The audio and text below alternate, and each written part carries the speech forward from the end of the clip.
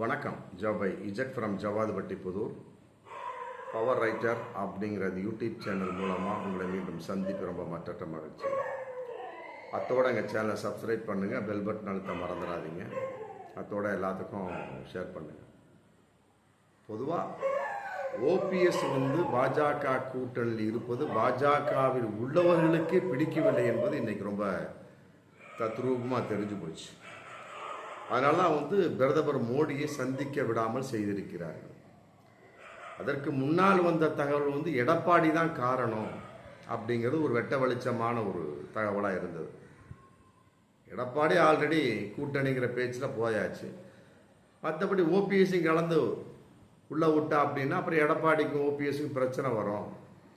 அப்புறம் ஒன்றா சேருனா அப்படிங்கிற அந்த பழைய டயலாக்லாம் வரும். அப்படிங்கிறப்ப எடப்பாடி பிரிச்சுக்கிட்டான்னா அவங்க இருக்கிறது பிடுங்கிட்டு போயிருந்து போட்டு பாஜக என்ன பண்ணிட்டாங்க, மோடியை ஓபிஎஸ் அந்த சந்திப்பே இல்லாத அளவுக்கு செய்து விட்டார்கள். அதுக்கு முன்காரணம் எடப்பாடியை அந்த மாதிரி ஒரு விஷயம் செஞ்சா அப்படின்னா அவர் பிச்சுக்கிட்டாருன்னா முடிஞ்சு போயிடும், கூட்டணியும் பணாலாயிரும். மற்றபடி இருக்கக்கூடிய ஒரு 2-3 சீட்டு கூட வராது. அதன் அடிப்படையில் ஓரம் கட்டப்பட்ட ஒரு தகவல். மற்றபடி இன்னைக்கு புதிதான ஒரு தகவல் என்பதை இல்லாமல் ஆதாரபூர்வமான ஒரு தகவலாக வந்திருக்கு. அதாவது உண்மையிலேயே மோடியை சந்திக்க விடக்கூடாது என்பதில் பாஜகவினர் கண்ணும் கருத்துமாக இருந்திருக்கிறார்கள். அதற்கு பின்புலமாக இருந்தது எடப்பாடி. மற்றபடி அவருடைய கூட்டணி வெளிப்பாடாக இருக்கலாம். ஆனால் அதை செயல்படுத்திய என்னமோ பாஜகவினர். அதாவது நயினார் நாகேந்திரனுக்கு ஓபிஎஸ் 6 தடவை செல்போன் அடிச்சிருக்கிறார், 6 தடவை ஃபோன் பண்ணியிருக்கிறார். அந்த ஃபோனை பாஜக இப்போதைய மாநில தலைவர் நயினார் நாகேந்திரன் எடுக்கவே இல்லை. அப்புறம் பார்த்துருக்காரு, மீண்டும் எஸ்எம்எஸ் அமைச்சிருக்கிறார், வாட்ஸ்அப்பில் எஸ்எம்எஸ் அமைச்சிருக்கிறார். அதையும் நயினார் நாகேந்திரன் கண்டுகொள்ளவில்லை. அதாவது பார்க்க முடியவில்லை அப்படிங்கிற ஒரு பக்கம் இருந்தாலுமே கூட பார்த்துருக்கிறாரு. மற்றபடி அதற்கு எந்த ஒரு ரிப்ளையும் கிடையாது. அப்படிங்கிறப்ப என்ன நம்ம புரிந்து கொள்ள முடியும்? கட்டாயமாக இது மிகப்பெரிய ஒரு வேட்டு தான். ஓபிஎஸ்னுடைய ஒரு கூட்டணி, ஓபிஎஸ் இருப்பது, பாஜக கூட்டணி இருப்பது பாஜகவே பிடிக்கல.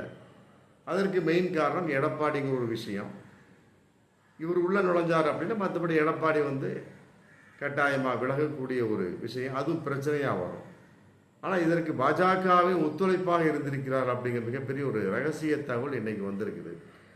அதையெல்லாம் விட வரக்கூடிய 26ஆம் தேதி மோடி மீண்டும் தமிழகம் வருகிறார் அப்படிங்கிற தகவல் இன்னைக்கு வந்திருக்கு. ஆனால் அன்னைக்கு சொல்லுங்க, நாங்கள் மோடியை சந்திக்க வைக்கிறோம் சொல்லி இன்னைக்கு நயினார் நாகேந்திரன் பட்டவர்த்தனமாக அறிக்கை விட்டுருக்கார். அது எப்படி?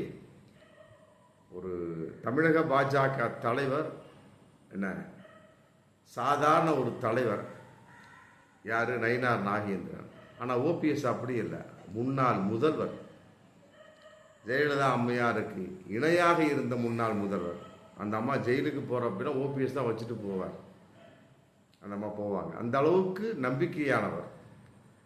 அவருக்கு இப்படி ஒரு நிலைமை இருக்க சமயத்தில் நயினார் நாகேந்திரன் அவரை மதிக்கவில்லை என்று சொன்னால் உண்மையிலே மீண்டும் சொல்லுங்க, மோடியை சந்திக்க வைக்கின்றோம் அப்படிங்கிறப்ப எவ்வாறு ஒப்புக்கொள்வார்? ஒரு சாதாரண தலைவருக்கும் முன்னாள் முதல்வருக்கு வித்தியாசம் இல்லையா? எவ்வளோ பெரிய ஒரு நபர் ஓபிஎஸ். கருத்து வேற்றுமைகள் இருக்கலாம், மற்றபடி வேறு விதமான கொள்கை நிலைப்பாடு இருக்கலாம், அதெல்லாம் அப்புறம். அவர் பல வகையில் தோற்று கொண்டிருக்கலாம். ஆனால் மனுஷனுக்குன்னு ஒரு மரியாதை இருக்குல்ல, அந்த மரியாதை பாஜகவில் தரவில்லை ஓபிஎஸ்க்கு. அப்படிங்கிறது இன்னைக்கு பட்டவர்த்தனமாக துண்டா தெரிஞ்சு போச்சு. அதற்கு காரணம் யார் அப்படிங்கிற பார்க்கக்கூடிய சமயத்தில் முன்னாள் எடப்பாடிங்கிற விஷயம் தெரிஞ்சது. இன்னைக்கு கட்டாயமாக பாஜகவில் குழி தோண்டி புதைத்து விட்டார்கள். அதுக்கு தான் இப்போ சொல்கிறாரு ஓபிஎஸ், என்னிடம் ஆதாரம் இருக்குது அப்படிங்கிறாரு. நான் 6 தடவை ஃபோன் அடித்தேன்.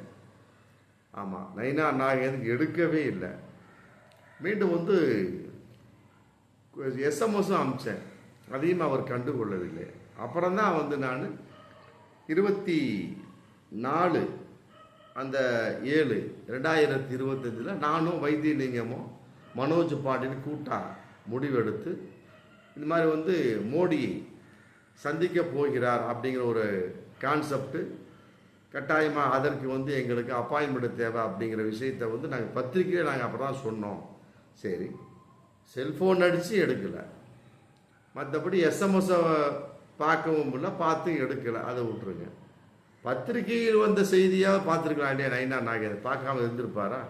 அப்போ 3 விதமான ஒரு தொடர்பை, 3 விதமான ஒரு விஷயத்தை வந்து ஏற்பாடு பண்ணியிருக்கிறார் ஓபிஎஸ். மோடி எவ்வாறு சந்தித்து விட வேண்டும் அப்படின்னு அதன் அடிப்படையில் பத்திரிகையில் செய்து வந்ததேன். ஆமாம், உங்களை சந்திப்பதை நான் பாக்கியமாக கருதுகின்றேன் அப்படின்னு போட்டு பத்திரிகையில் வந்து இது கூட நயினா நாங்கள் தெரியாது. அப்போ எல்லாம் சேர்ந்து ஓபிஎஸ்ஸை வந்து மோடியை சந்திக்க விடாமல் குழி தோண்டி புதைத்து விட்டார்கள் அப்படிங்கிறது ஒரு மிகப்பெரிய ஒரு ரகசியமாக இன்னைக்கு வந்திருக்குது. காரணம் என்ன? அந்த கூட்டணி வந்து உடைந்து விடக்கூடாது, சிதைந்து விடக்கூடாது. பழையபடி வேதாளம் முருங்கை மரத்தில் ஏறின மாதிரி எடப்பாடி வந்து மேலே ஏறி விடக்கூடாது அப்படிங்கிறது முன்னாள் கருத்து. இப்போதைய கருத்து பாஜகவினர் அதற்கு உடந்தையாக இருந்து விட்டார்கள். எடப்பாடி சொல்கிறாரு, ரைட்டு, ஓகே, ஆனால் போட அது எந்த அளவுக்கு பெரிய விஷயம் அப்படின்னு பாஜக கருதாமல் அவருக்கு ஒத்து ஊதிய வண்ணமாக தன்னுடைய ஒரு நிலைப்பாடு, சரிப்பா வேணாம்ப்பா, இது சம்மந்தமாக மேலே இது தகவல் போயிருக்கும், போகாமலாம் இருக்காது. ஏன்னா நான் இதை சொல்லியிருப்பா, இந்த மாதிரி ஓபிஎஸ் வந்து பொழுதுலையும் ஃபோன் அடிச்சுட்டு இருக்கிறாருப்பா, எப்படி சந்திக்க வைக்கிறது அப்படின்னு ஐடியா கேட்டிருப்பாங்க. எப்பா நீ செல்ஃபோனை எடுக்காத அப்படின்னு அங்கேருந்து ஐடியா வந்திருக்கும். இல்லாட்டி நயினா நாகேந்திரன்லாம் வந்து எடுக்காமல் இருந்திருக்க மாட்டார். அண்ணாமலை போன்ற மிக கொடூரமானவர் நயினா நாகேந்திரன், சும்மா சொல்லக்கூடாது. சில விஷயங்களில் வந்து ஓப்பன் டாக்காக பேசக்கூடியவர், சில விஷயங்களை வந்து உண்மையை சொல்லக்கூடியவர். ஆமாம், ஆனால் இந்த வகையில் பொய் சொல்லி விட்டார் அப்படிங்கிறது ஓபிஎஸ் சொன்னதை போல் ஓபிஎஸ்ஸாக தான் சொல்ல. இந்த வகையில் வந்து நீங்கள் பொய் சொல்லிட்டீங்க, நீங்கள் வந்து தமிழக பாஜக தலைவர் என்பதை மறந்து விடாதீர்கள். ஒரு தலைவர் போஸ்ட்டில் இருந்துக்கிட்டு இந்த அளவுக்கு பொய் சொன்னீங்கன்னா மக்கள் உங்களை எவ்வாறு நம்புவார்கள் அப்படின்னு இன்னைக்கு கட்டம் கட்டியிருக்கிறார் ஓபிஎஸ் நயினா நாகேந்திரனுக்கு. ஆமாம், அதன் அடிப்படையில் வந்து இது வந்து மேலிடத்தினுடைய ஒரு ப்ரெஷர், மற்றபடி இருக்கக்கூடிய நிர்வாகிகளை வந்து முடிவு பண்ணியிருப்பாங்க. அதன் அடிப்படையில் நயினா நாகேந்திரன் செயல்படுத்தியிருக்கிறார், அப்படி தான் நம்ம பார்க்க முடியும். மற்றபடி ஓபிஎஸ் சம்மந்தப்பட்ட வகையில் அங்கே அப்போவே சொல்லியிருக்கிறார். ஆமாம், நீங்கள் வந்து நயினா நாகேந்திரன் சொல்லியிருக்கிறார், நீங்கள் டக்குன்னு அவசரப்பட்டு முடிவு எடுத்துடாதீங்க. ஏன்னா டிடிவி தினகரனோடும் ஓபிஎஸோடும் அடிக்கடி பேசக்கூடியவரா நயினா நாகேந்திரன் பேட்டி கொடுக்குறார். நீங்கள் டக்குன்னு முடிவு எடுத்துடாதீங்க, எதையும் டக்குன்னு முடிவு எடுக்காதீங்கன்னு போட்டு நயினா நாகேந்திரன் ஓபிஎஸ்க்கு சொல்லியிருக்கிறார். ஆமாம், அது எப்பொழுது சொன்னார் அப்படிங்கிறது அவர் சொல்லவில்லை. மற்றபடி இந்த முடிவு எடுப்பதற்கு முன்னால் சொன்னாரா அப்படிங்கிறப்ப அப்போ நீ ஏப்பா செல்ஃபோன் எடுக்கலை அப்படின்னு ஓபிஎஸ் கேட்டிருப்பார் இல்லையா, அதற்கு ஒரு தகவல் வந்திருக்கும். அப்போ இது சம்பந்தப்பட்ட வகையில் தன்னை மதிக்கவில்லை, பாஜகவுக்கு என்னை பிடிக்கவில்லை, அதனால் பாஜகவும் எனக்கு பிடிக்கவில்லை அப்படின்னு போட்டு இன்னைக்கு ஓபிஎஸ் விலகிட்டார்.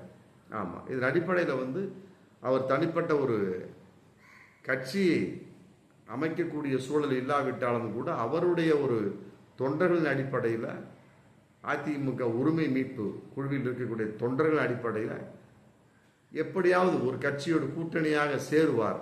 ஆமாம், அது விரைவில் திமுகவாக கூட இருக்கக்கூடும் அப்படிங்கிற தகவல் தான் இன்னைக்கு போயிட்டு இருக்கு. பார்ப்போம் மீண்டும் அடுத்த வீடியோ. நன்றி.